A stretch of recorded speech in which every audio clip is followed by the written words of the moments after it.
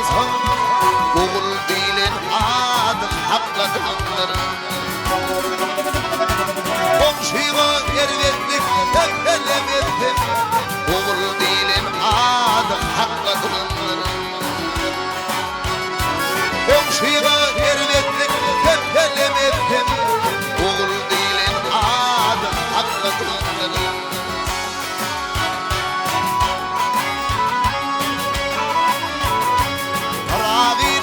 Ayhanından pay alsam, anhalarım ciğerine çay alsam, 100 yıl yankın salıp bilceğay alsam, oğul dilen adım hakladılar. 100 yıl yankın salıp bilceğay alsam, oğul dilen adım hakladılar.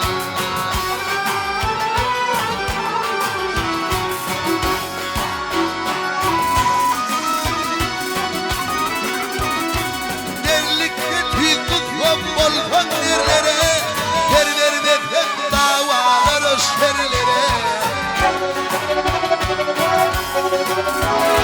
Çağırılman vartam yaf yerlere oğul dilen adım hakladılar.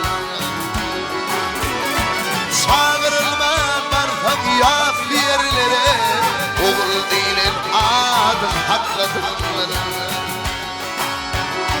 Varılsam derdinim milkemlerine, miklifim dünyanın birdemlerine.